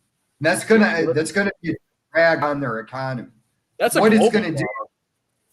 That's Europe, the United States. We have crashing birth rates here. We talked about that. We talked about that before, Jay Nagi. I absolutely agree with that. And that's what United States has going for it as terms of potentially, slowing down China's progress and us maintaining our power, I guess you could say. But let's remove that from the assumption, and let's say we're in a scenario, and let's assume that they are by far the most valuable. Look at right now, China is number 2 world's economy. Does United States at its present moment in its capacity within the world necessarily care about China investment in the United States? Do we need China's capital in the United States? If United States came out and said, we're going to ban all Chinese influence into our companies, and we're going to ban all that capital from flowing in, do we just die? Do we lose our power? Not really. So let's flip the script. That would cause problems because we're very dependent on them for goods. Yeah. But very large trading. We have the if we ban their investors, they're going to retaliate. So I don't think they're going to do that. Yeah. Well, we do to some extent in some industries. A larger point out of that, though, is your larger point that the United States would be less affected by decoupling than China would be? Was that where you were going, or am I wrong? No. I think decoupling all of a sudden would be problematic, but I think companies are starting to do it naturally because of the supply chain risks that have showed up. So that's actually to our benefit as well. That's actually what the Chinese government made a mistake on. A lot of people like to think the Chinese government never makes mistakes. They made a huge mistake here because by doing what they're doing now, and there is competition within the world, thankfully. So a lot of other countries are kind of opening up. And remember how I say, like, the benefit to us is that the world is full of competition and there's always a country that wants to become richer. And so if someone at the top is, taking it for granted that they're at the top, there's always someone below them that wants to be there and wants to take up, like, imagine in like a athletic competition, the guy who's, winning all the time, let's say, what happens if he like slacks, doesn't train as much because he's already number one. Number two has a high motivation to become number one in this kind of metaphorical example. And a lot of US companies are figuring out, well, we can start producing over here and kind of keep the quality more or less the same, and costs more or less the same. And we won't have the risk of, a highly centralized authoritarian government kind of just shutting us down for arbitrary reasons. Well, that's a natural result of China becoming wealthier. I mean, as their population makes more money and they become wealthier, it's going to be harder. It's going to be more expensive to buy from them. So like naturally, we're going to shift production or, outsourcing to, less developed countries. Yep. Yeah. And then there comes the added problem. Now we're getting to like so many segueing problems, but the added problem of the global settlement percentage rate of renminbi, which people still call it yuan, but it's not technically yuan, the renminbi, the RMB. And it's very low relative to the size of China's economy, which has a lot of assumptions that we can make then deriving from that. And so normally how it works is the size of your economy follows also the percentage settlement of your currency. China doesn't follow that rule. It's the only one that kind of just skirts that rule. And that kind of is a bit of a concern when you kind of think about it from a global macro perspective. Like, okay, why is the settlement not higher? That must mean the demand, people don't want your currency. If the globe doesn't really want your currency, that has its own implications of problems. That the United States right now, we are the world reserve currency, so we are obviously number one, and then number two should probably be something like China or the Eurozone. If they should be like very close. Well, China, I believe last time I checked, was like closer to 2%, which is really low and is a bit of a concern. So then that's actually where Hong Kong plays a huge role. Hong Kong is like an intermediary that was very pivotal. They cannot lose control of Hong Kong. Like, Hong Kong is super important, and Hong Kong has been an important part of the Chinese economy for a very long time. It's how they get money through like a funnel. It's basically like a funnel point. So that's why banking in Hong Kong is so lucrative. So you're a funnel point for all the money going through in and out. Oh, and there was a thing where I won't name the company because I actually don't want to get in trouble, but actually this is widespread. I actually was talking to someone at Tencent America. So I'm naming this company because it's a bigger company, but there's a smaller company that I'm going to get into a little bit more detail, which is why I won't name the company. What? Supercell? No, I'm not even going to confirm. No, it's not that company though. Where they actually weren't able to pay their employees for going on almost over a month. And because there was actually restrictions through this plumbing within the banking system to China and Hong Kong. And it has to do with a lot of the lockdowns that they were doing. And that goes back to that technical law of capital control that China has, where technically any amount over a certain amount, and I think the numbers last time I checked for an individual is like 50K, and I think companies are somewhere around there too, whatever. The point is that there is one. And they can at any point completely just not allow it from China, mainland China to the outside. And then so some of these companies started to try to, but they have to kind of skirt the legal system because the Chinese authorities don't want them to have money outside of China in the first place. So then moving into savings accounts in the United States is a little bit like, they don't like that. But that's again what this analyst was saying, and this is anecdotal evidence. Like, this is where an employee that's telling me the situation. I know this employee very personally, so they were very stressed, and actually their parents had to help them pay their bills because the Chinese company they were working for was not paying them. They got paid finally. They got one of their paychecks, but they're still not paid the full amount. Again, that's why I'm not mentioning the company's name. Fabio, people come here for like fart jokes and stuff. Well, yeah. I said we're getting into we're getting into like a big topic, very big topic. But I don't think Fabio's a fan of Chinese stocks. We'll leave it at that. Yeah. Well, I was looking. I think they're going to go up, though. I think they're going to go up. I was looking at Jeremy's world assessment. I know Strongman saw this. So Jeremy basically, I'm gonna find that. Hold on. Find it and put it up on the screen. So what was the video called? I think it was his Friday video, but he makes like 3 videos a day. Anyway, so Jeremy made, and you guys are going to want to screenshot this. Very valuable. He just put up a global map on the screen, and he put a big circle around China and wrote COVID, and then a big circle around Europe and wrote mess, and a big circle around the U.S. and wrote fear. And that was his big assessment. Yeah, basically he just described the entire world market in 3 words. So I sold my VT immediately because none of that was good. Did you put all that money into TTCF? I'm holding cash right now. I don't want to buy it before earnings. So yeah. Yeah, but TTCF stock is better than cash. Yeah, it's true because cash is losing 7% a year, and TTCF. Let me pull up the chat Let me pull up the chart real quick. It's only oh fuck. Never mind.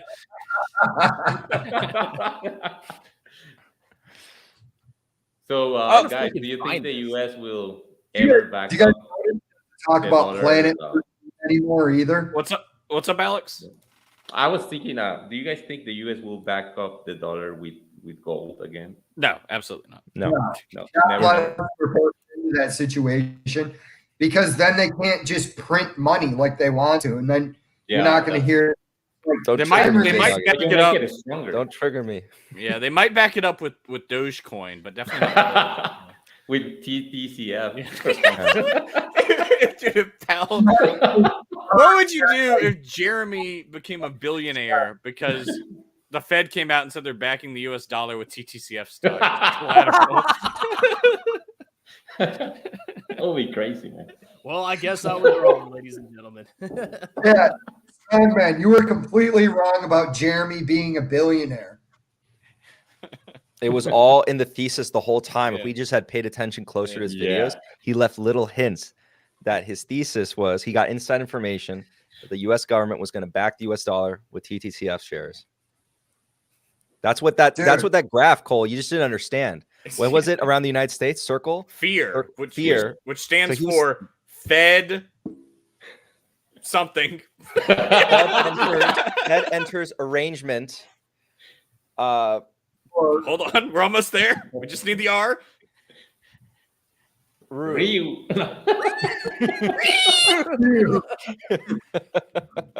I do want to point out, Jeremy said in his newest video that Palantir is super undervalued and a great investment, but he has 0 shares of it because there are so many better investments. So he's claiming that there are so many good investments he can't even invest in all of them. So he should easily beat the market the next 3 years or so, or 5 years if we want to give him a little more time. What do you guys think?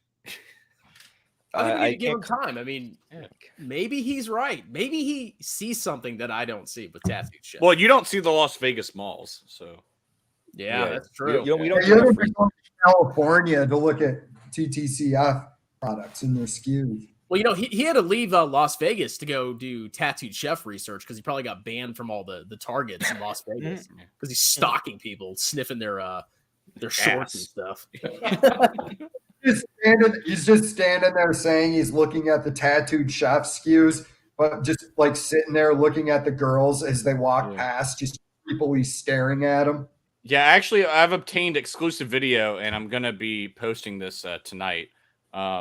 Jeremy was approached by Walmart security, and they said, "We need. You're making people uncomfortable. We need to escort you out." He said, "No, I'm just researching Tattooed Chef sales." I said, "Sir, you're in the lingerie section." He's like, "Yeah, I'm researching Tattooed." Thanks, Alex. I appreciate your laughter. God damn. I got it. Hey, Chris, is Jeremy ever debating you or not? I can guarantee you one day Jeremy will have to debate me. I don't know when that day will be, but at some point he's going to have to acknowledge me. Bro, are you really going to do that conversation? How interesting do you think that conversation is really going to be, where he just sits there and denies obvious truths? Yeah, but I get to tear him apart live. That'd be one of my dreams come true. From my humble beginnings as a YouTuber to tearing apart Jeremy live would just be the highlight of my life. But he calls you out as a grifter and points to your Patreon with a $20,000 tier. Yeah, you're charging people $20,000 a month, Christopher. Yeah. Bro, And they don't even get a Discord. You think he's really going to have time to debate you when he's back working at whatever place he was working at before? Racetrack. I mean, if it's 9 to 5, he has all freaking evening, man. I mean, Yeah. I got a 9 to 5. I still have time for YouTube. Did anyone watch I don't think he's going to come on, man. I hope that you come on anytime soon. But what if I had 200,000 subscribers, 300,000 subscribers, bro? And I was hammering. You have to. I know, but that's the point, dude. If I had spent 5 years scamming in the stock market, charging people $20,000, and then my entire portfolio imploded, and I had to go get a job at the Tijuana Donkey Show, do you really think that I'm going to take my time to come on here and debate you and add to the humiliation? I mean, maybe he's dumb enough to think that this will get him his fan base back. But, I mean, that's all I'm saying is he knows. Here's the thing. He might get desperate because, like, let's say I had 300,000 subscribers right now and I just viciously attacked him. I would destroy his channel. Even if I'm smaller than him, because people are seeing me. I'm smaller than you, boy. He would have to react. He would have to do something. No, what I'm saying is this, dude. What I'm saying is this. I don't think he's that dumb that he thinks he's going to beat a CPA accountant, as he would call you, in a debate. CPA accountant. Certified CPA accountant. I don't think he's that dumb that he thinks after his stocks all crash, he's going to come on here and hand you your ass. I don't think he's that dumb. He might be, but I just it's like might have saw the Me Kevin thing. I mean, me and Me Kevin, we talked, and now we're friendlier. I mean, I'll still criticize him, but not nearly as viciously. Maybe he'll think that's the same thing that's going to happen with him. But Kevin is and you do bring up a good point there. What I was going to say is, Kevin is actually not a dumb guy, which is why his stock picks are baffling to me. But Jeremy is a dumb dude. He's easily the dumbest one out of the millennial money.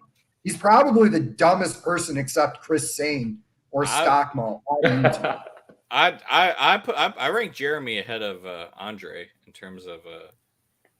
No, I think Andre buys index funds. It's true. He does. I mean, it depends how you. Andre is much less likely to blow up his portfolio, but I guess if you gave them like a formal test, like a Series 7 or something, the Series 7, they both that's the IQ of them. That's the metric for IQ nowadays. They both would fail, but Andre would get like one question right. Yeah. Okay. So yeah, I would agree with that. And the most intelligent one of them is Graham, which is why I cannot understand why he runs with those guys, because I can just read it on his face when they say stupid stuff. Well, they're all interconnected. Like Andre's girlfriend works for Jeremy. They all live in the same freaking area. Like I think they have business ventures together. Like they're too intertwined to attack each other. They're never going to do it. Well, I think Graham goes on. I think Graham interacts with them because it's like a Make-A-Wish kind of thing. Like Graham feels so bad that he. No, I actually think I'll say this. I think Meet Kevin was really smart by distancing himself. I think he realized that. He did. He 100% realized what that was, and I don't know. It's like, Jeremy's just, in my opinion, doesn't seem like he's all there. I don't. I agree with you. Yeah, and this is brutal. What if you no. Like he kind of just. I actually don't think he. I mean, it's almost like we can't make fun of him because maybe he's a little bit closer to that area. I don't know. God damn, dude! No, I'm being serious. Like I think like it's like it's because you're being serious and it's so bad. No, yeah. There's a point where I'm just like, maybe he doesn't maybe he's being taken advantage of by other people at Financial Fortress. Maybe he has no idea what is going on.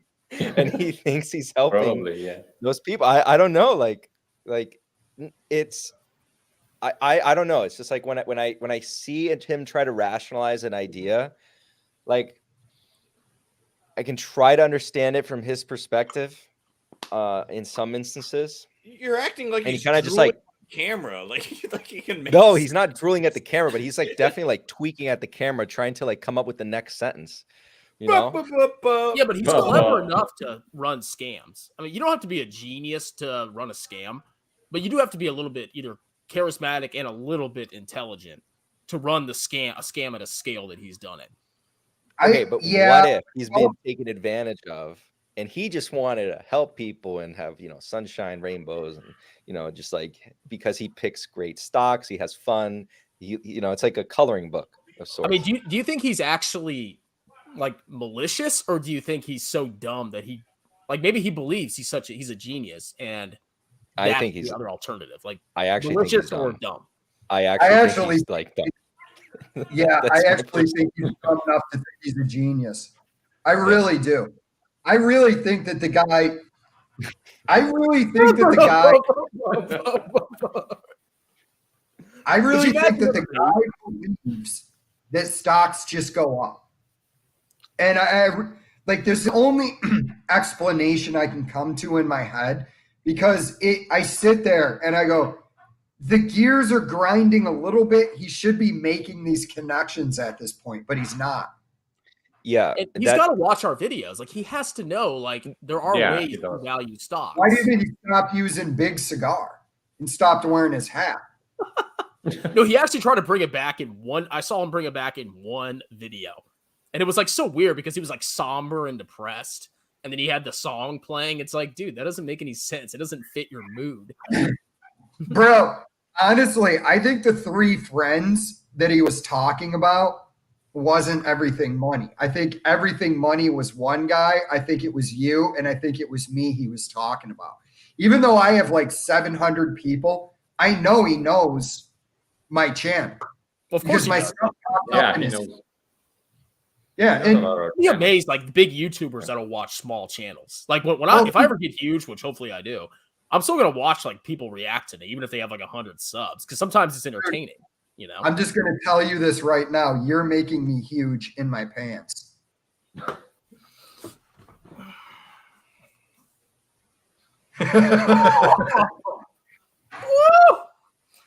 You guys like that? Anyway, let me address the comment because I think I missed something here. All right, millennial money versus strongman goons. You know how much of a clusterfuck that debate would be to have like you can't do it on the screen. Yeah, what is it, 9? Yeah, I'd rather just have a boxing match. Yeah. Dude, I would box Jeremy just for the freaking publicity. Even if he whooped my butt, I would still freaking box him. It's like, why not? I would buy it. I would fly out to Vegas and do it. It probably helped his passive-aggressive mood, man. Have you seen his passive-aggressive videos?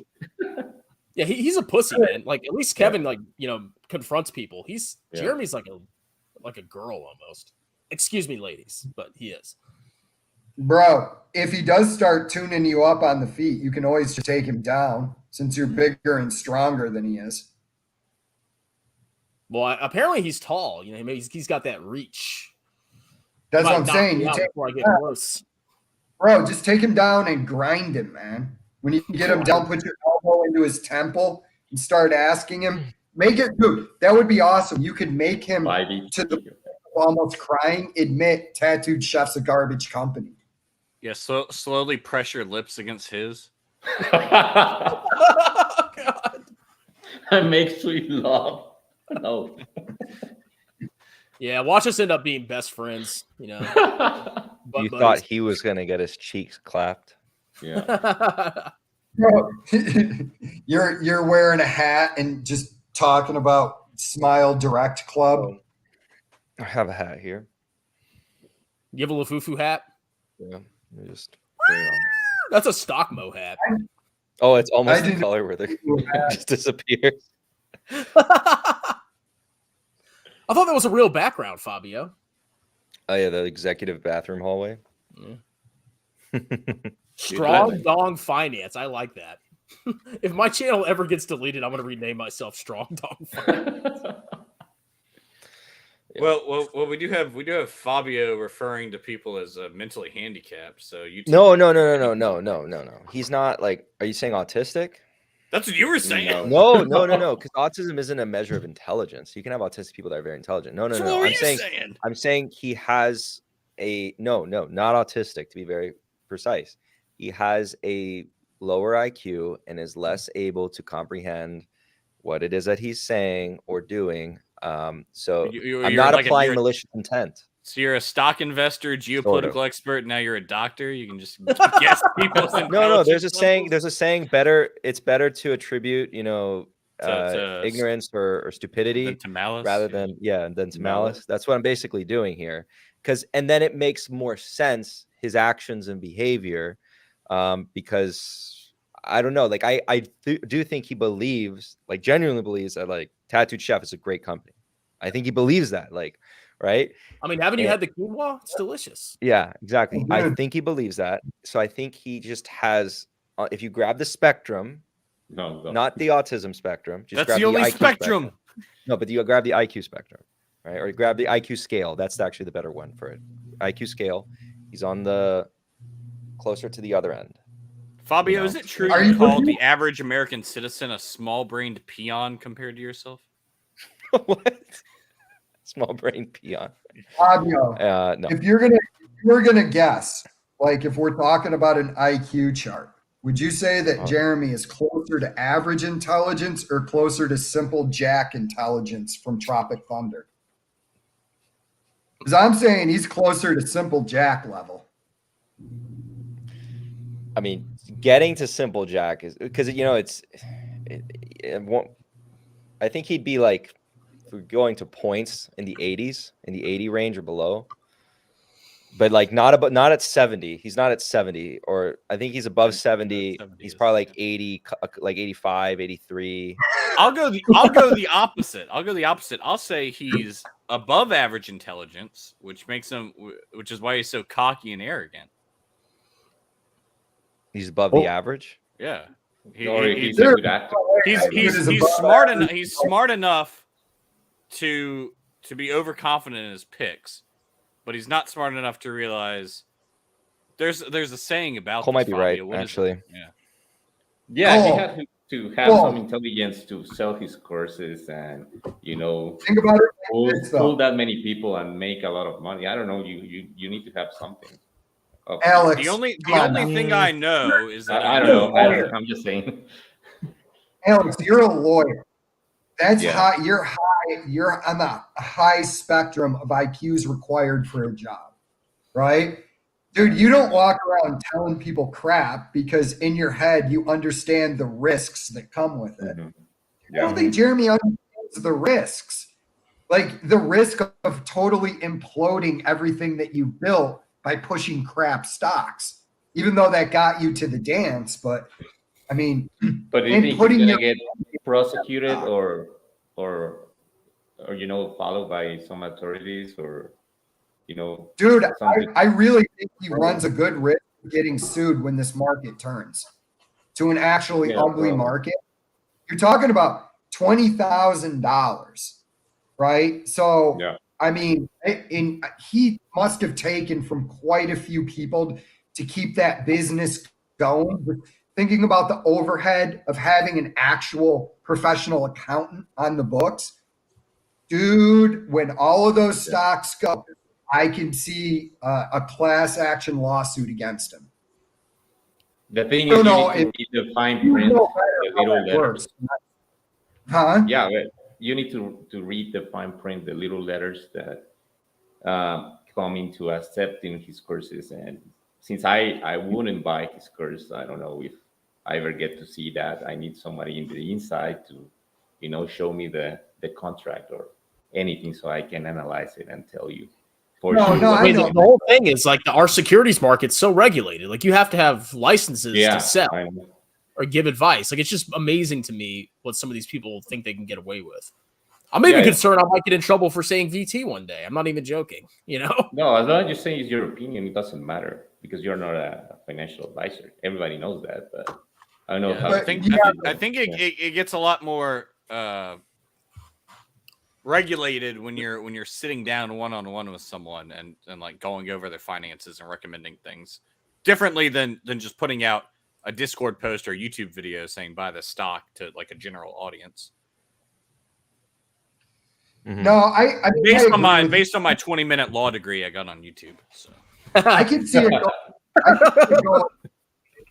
Though, I mean, I could also see you making a case in point that it's a free speech thing.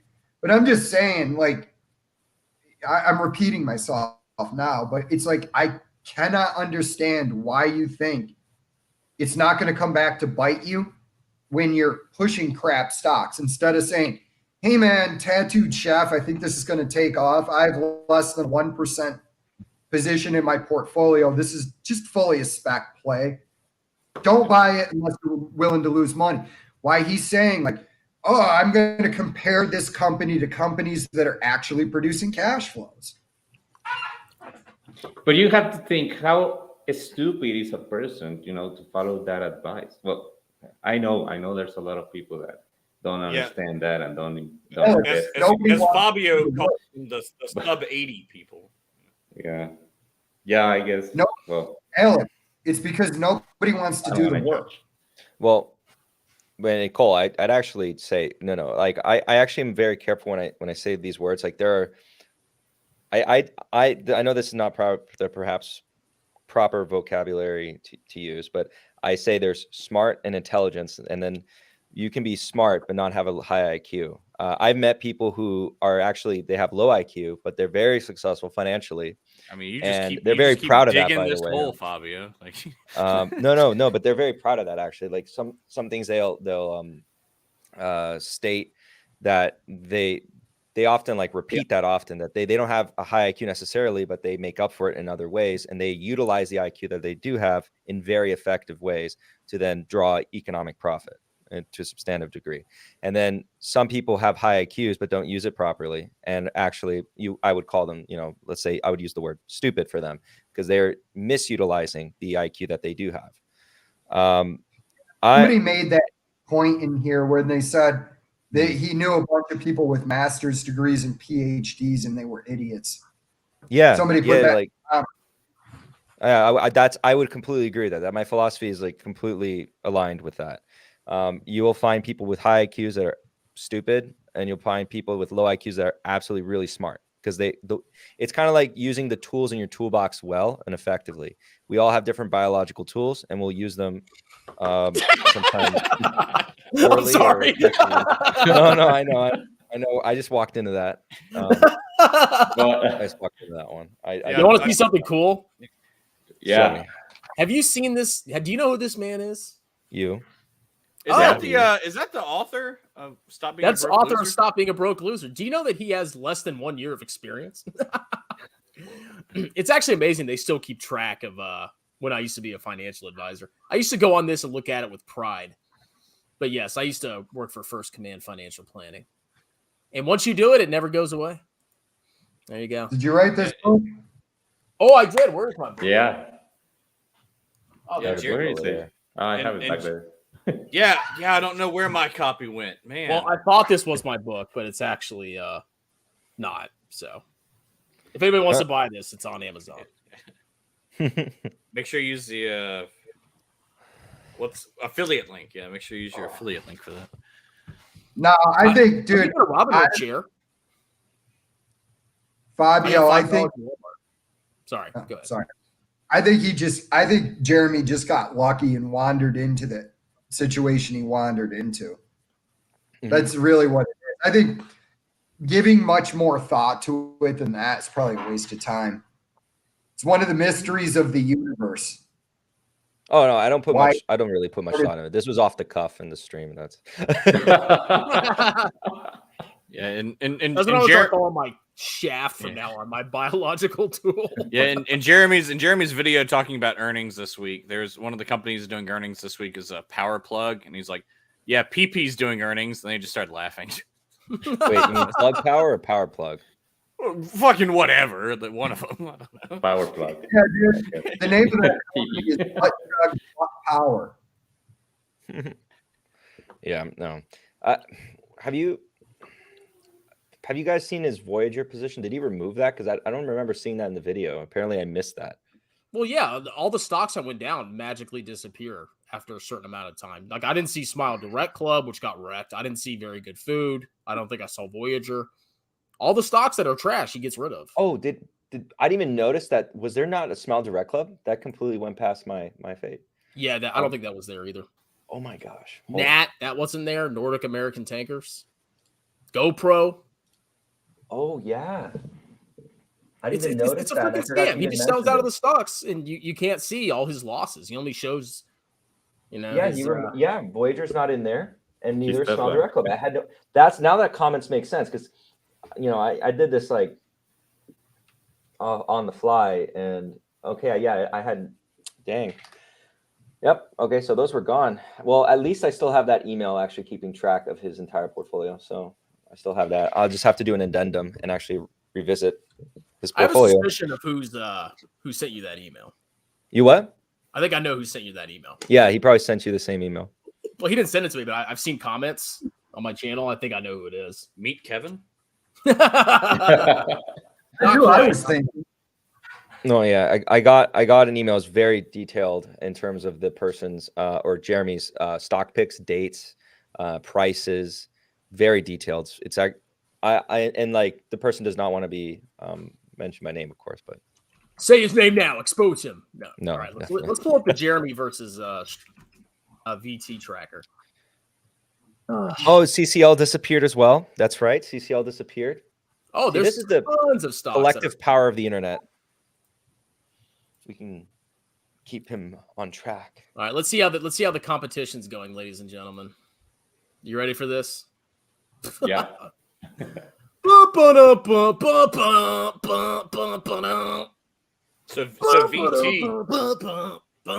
VT's down 10%, dude. So you look like a moron, Chris.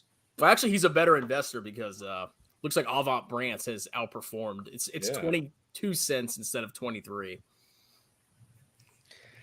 That stock at one point when he was talking about it was like 65 cents or something like that. 50 something cents, 65 cents. It was something crazy. That's the most hilarious thing. He started this after he already had his stock sold off, and I'm still crushing him. Yeah. He said it's at 65 cents. How much lower could it go?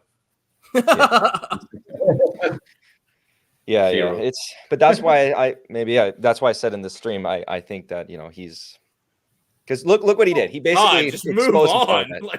Okay, we won't talk about it anymore. So you guys were buying any other stocks? So just VT, Facebook and Baba for Alex, J Nagi, nothing, VT. Well, dude, I'm just dollar cost averaging into the TSP, and I'm still trying to pay off all the work I had to have done on my house. Oh, the housework. So I've had probably only $1,000 since the beginning of the year to invest in individual stocks. So I'm not really buying anything right now. I knew this was going to happen. I had to have the work done. A portion of my roof was rotted, and I needed to get these trees off from covering my house because they're dead. I didn't want them falling through. So I had to drop like 15 G's at the beginning of the year, and I've almost paid it all off. Then you can start investing. That's why I'm not buying any stocks. I think I think there's probably a lot of good deals out there currently. Yeah. I think the market has more to go down or trade sideways for a while.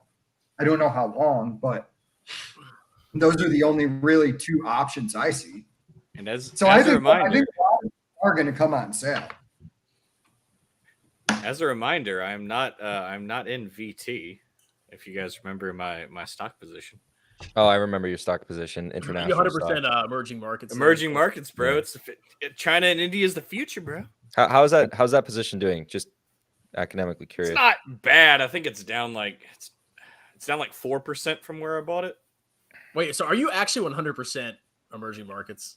Dude, my portfolio is not very big, but yes, it is. I mean, it might pay off. Who knows? But they are very. You might make a grip off that. Let's see. I bought March 3rd. It was at $46 a share. And now it's at 42. So actually I am down like 8% actually. So quick math, Very impressive. Yeah, dude. Yeah. You're at least Yeah. you're at least a 110. Yeah.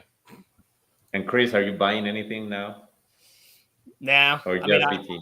No, just yeah. And I got my car payment now. Like I don't. I had a lot more cash coming in last year or disposable income. This year, it's like I don't make enough yet. Hopefully, to where I can buy individual stocks on top of VT. Because last year I maxed all my tax advantage accounts. I was like, okay, now I'll freaking do whatever. But that's not happening this year. I'm looking into eBay and Intel. I don't know. You've been buying Intel? I got not much. Like Fabio. Yeah. You might need to talk to Alex offline. Yeah. Remember what we talked about last week when we were getting hammered? Which, Chris, you missed out on. Oh, what I missed? You missed out on utter degeneracy off camera. Yeah, Cole, he's like, can you let me back into the stream? They made a new StreamYard so I could join. And like by the end of it, I was just sitting there so hammered. I was like, I have to go. I can't do this anymore. I gotta go to bed. I was pretty blasted by the end of it. But I mean, I don't know how much you want to put out there in the zeitgeist there, but what you were talking to me about with that specific company, might want to let Alex in on it. No, it's a good video. You're going on timeout, strongman hater. You can't spam the channel. Yeah, I don't care if you hate me, but no spam. You can't say bad words. Actually, how do I get rid of this? There we go. Are you, Fabio? You're doing a video on it then? No, I already actually uploaded it. I was uploading. There was too much to talk about. I was just uploading a ton of videos, and then that does like harm the visibility of the videos, from my understanding, because it's too much. But in one of the videos, but that's not the point. The point is just to get the information out there. There's a video on Intel that I put out, and it's always Intel videos are seemingly no. Oh my gosh, what? I'm sorry I didn't say this earlier. There's actually a lot to say with the Jeremy video that I put out. There was a lot of comments about veganism. I made one little offhand comment about veganism, and I got some criticisms about that. Nothing else, just the vegan comment. It's just one comment on it. But same with Intel. Intel seems to draw out a lot of, I guess, emotional responses. I think it's maybe the Team Blue versus Team Red dynamic. I don't know if that has anything to do with it. And I did a video on a stock called Arrival, which also has a lot of not popularity, but like people who, if I read the comments out, I guess that's fine, right? Because I'm not saying the people names, but they're very interesting. You could say their names anyway. It's a YouTube comment. Oh no, it is because it's not their name. So, and this person, whatever, it doesn't matter. It doesn't add value. But your video is very one-sided. That's the only company making really nice buses and vans. They are the first to tap into this EV niche. Very few are doing. There are a lot of potentials to make you a lot of money if you believe in their product and their management team, especially that the price point. I believe the risk is equal to the reward. Well, that last part doesn't even make any sense. With the risk being equal to reward, the reward has to be greater than the risk for us to want to invest in something. But not picking that part. Arrival, and then there's another comment. Arrival has no competition in Europe. This is also not true. Their potential is huge. They have just achieved EU bus certification yesterday. They have a lot to prove, though, specifically with the microfactory. No, it's not that they have a lot to prove. They are proving currently that it's not very viable. I didn't respond to that guy. That's somebody with an ulterior motive. Nobody. I'm actually interested in making a video on that stock now. Like, whenever people have like a cult fascination with the stock, I just have to dump on it. I have to. But Fabio, the thing I'm saying is, who really, if I was really into a stock and you were just crapping on it, I would be like, okay, I want to listen to what you're saying. But I'm not going to go in the comment section and write an entire paragraph about why you're wrong. I mean, I want that. Huh? I want that. No, I want that. I want that, but I don't want someone to say like, well, YouTube algorithm. person who talks is they're talking about it. Either they're in a cult or they work for the company. Those are the only two explanations on that. Imagine the CEO commenting on your videos. That'd be funny. That'd be really funny. It just says "fuck you" capital mindset. But I want someone to say like why it is that I'm wrong, not say like you're wrong because the vans are nice and the buses are nice. Like no, like why is it wrong that this is a crazy speculation? Or like another like there were videos on Corsair. I got similar flack at that time for Corsair because I had like the price value was like closer to the $14. This Fabio, yeah. Thanks, Cole. Just wrong. Yes, absolutely. The like Corsair was very similar. There was like this cult buildup of sorts, and people were just saying it's a good company and the revenue's growing. And when they saw in the video that the price value was like $14 and the dollars or whatever at the time when it was in the high 20s, they didn't like that. And that video, you know, there were the comments were like, you know, you don't know what you're talking about, blah, blah, blah. It's like, okay, well, what am I going to say to you? Dude, I'm totally going to dump on this company in my next video. If there's that much of a fanatical following. I mean, what's the name of the company? What's the name? Arrival. Yeah. And let me tell Arrival. you, I mean, the video didn't get many views so far. It's at 473. It's got 18 Let me see the dislikes. So the dislikes going to be funnier, I guess. Let me actually go to the yeah. I just pulled up my YouTube analytics. My average, my channel average is like 90% likes, and my stock mode video is at a 54% like dislike ratio. Here, let me. You should have seen my old AMC videos, like 5% like. Yeah. Like, oh my I've god. seen my one Meet Kevin video, one of the first ones I did. It's ratioed into oblivion when I call his portfolio a piece of crap. Really? Wait, that was the Jeremy video, or were you commenting on his portfolio? That was Kevin video, and I had to go with people endlessly in the comments where I was like, bro, he has 100 stocks. Why wouldn't you just buy an ETF at that point? Kevin has 100 stocks? I'm sorry. Did at one point. On the spectrum, so. Yeah. But I ended up arguing with people. They're like, you don't know what you're talking about. And I would go, almost all the stocks in here aren't even profitable.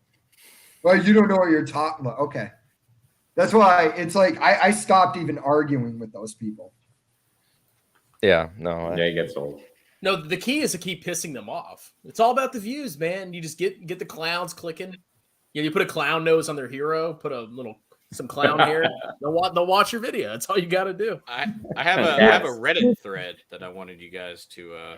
I wanted y'all's insight on this. Oh no, it's from the stocks subreddit. Oh no, get it out of here, Cole, please. So they said any reason not to go 100% all world ETF. So that'd be VT as an example. Oh, okay. And one of the top answers is a good reason to not go 100% all world is that it underperforms the S&P 500. So whoever wants to take a swing at that one first. Yep, U.S. stocks always outperform. There you go. Okay, they're we right. move on. I mean, we just solved it. Sell your VT, buy VU. And actually go 50% VU, 50% Tesla so that you can beat the market. I actually have this video idea. I'm going to use the historical returns of the last 10 years of the U.S. stock market, and I'm going to grow the total value of the U.S. stock market versus the rest of the world. And I'm going to figure out when U.S. stocks will be 100 or roughly 100% of the world's global market cap. I like that. Because if we keep growing at these differential rates, U.S. stocks are going to be 70%, 80%, 90% of the global market cap. Just how it is. So I think that'd be an interesting thing to research. Yeah. I would also in the future. Let's see. Yeah. But Fabio, did you make any videos on eBay or Domino's Pizza? No. I know that those two stocks are collapsing right now. I do a voting system now to kind of get through the list that I have of recommendations or requests, because that's usually what drives the content is just requests. And then so now I have a voting system that I use. And so I know that eBay is in there. I might have done a video now. At this point, I don't know, because now there's a lot of videos. It's almost like an archive of videos. But I might have done a video on eBay in the past. And I know that, for example, I don't know if you were looking at the statistics, it shows that online sales or e-commerce sales declined by 1.8% and brick and mortar sales grew by 10%. Obviously, when you think about the numbers, you're like, well, they're growing from a smaller base. And we look at what happened the past few years. Obviously, that's going to occur. But most of the e-commerce plays are getting hammered. I think you have Amazon, which I have made a video recently on Amazon. And I think in the Amazon video, I do touch upon that a little bit because I talk about a little bit about Wayfair, which is getting its own analysis. But a lot of them are getting plagued with the same problems. You have Etsy. Etsy's getting plagued with the same problems. And actually, Etsy fell when Amazon reported. And had you actually probably listened to that sentiment, but the market was telling you that, oh, Etsy is probably not going to report very well too, because that ended up turning out to be right. They were all reporting very similar issues across the board. Guidance was not as good, etc. Now, Amazon's in particular earnings, they were saying that they over-invested. Actually, they said it. I listened to the earnings report because Amazon used to be a larger position in the portfolio, and then at one point around last year, I scaled it down, but I kept a smaller position, and I'm waiting to grow it back again. Because it's not a company I divorce with. And I say that in the Amazon video. I don't divorce with companies like that. I just take some positions off when the market overprices them, when I believe that. And Amazon, they said they overinvested, that they're going to scale back or not invest as much necessarily on the CapEx part. And if you look at, for example, AWS is still growing strong. And that's mainly having to do with the logistics, the retail. And they were pointing to all the supply chain issues, all that, blah, blah, blah, blah, blah. Those things I think they're going to overcome, and hopefully the market gets us to a good price, because then they start to be pessimistic on Amazon for whatever reason. And Amazon's pretty difficult sometimes to evaluate because you have to not punish a company for its growth CapEx when you do your valuation on it. How did you factor in GameStop moving to e-commerce affecting Amazon? Yeah, that's funny. Yeah, that's funny.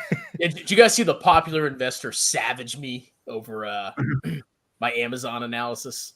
I actually thought he was going to be a dick, but I watched the video. I was like, okay, I mean, it's okay. Yeah, I didn't agree with him, but he had fair points. Like, he was cool. He just disagreed with you.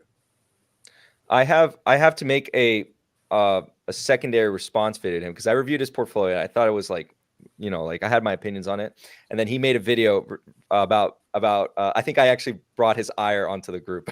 So sorry about that. No, but he was fine. I saw his review on yours. I think the video before that one was him responding to. He made 2 videos responding to my video. One was dedicated to my comment section about his portfolio, and the second video was about my video about his portfolio. Did you shit on his portfolio? A tad bit, like a little bit. And so the reason why is I didn't really smack down on it. I claimed that I said these words. I said that to me, it is a more speculative. These are more speculative positions because his top 2 holdings are Zillow and Overstock, or at least 2 of his top 5 holdings is Zillow and Overstock. And for me, those are speculative investments. So then, of course, I'm going to say that. Obviously, if I don't say it, but I did mention that, I understand why someone might think of Overstock as a core holding because they're trying to value the core business, and then they understand that it has this like call option. But I don't invest in it for its core business. Therefore, for me, I define it immediately as a speculative investment. I can't define it for myself as a core holding or something that's not speculative. So, so. I have to do actually a response video to him a little bit because I got to understand a little bit more how he values a company. And there are some points I want to give to the whole audience or to the YouTube metaverse. There you go, on purpose. He was using a 35 multiple in his stuff because he said he went, taking consideration, I was listening to it when I was driving too, but he said he uses a 35 multiple because its EBITDA in 2010 was 35, and I'm like, okay. And he was saying he thinks 5 years, $4,600 a share. Boy, I don't know if I agree with that at all. And that's post. Like I think Amazon. I think Amazon is probably And I would have to go back and look, but 1,200, 1,300. Are they doing a 20-for-1 split? Yes. Yeah. Where the price is going to go up. $100 trillion market cap. Well, I don't know if you guys heard GameStop is trying to do a 7-for-1 stock split. But if you've read the due diligence on the Superstock subreddit, they're doing it as a shared dividend. Therefore, the stock price won't actually go down when the split happens. So the market cap will just 7x. Dude, it's an automatic 7x. Exactly. Yeah. So why don't they do a 100-to-1 split?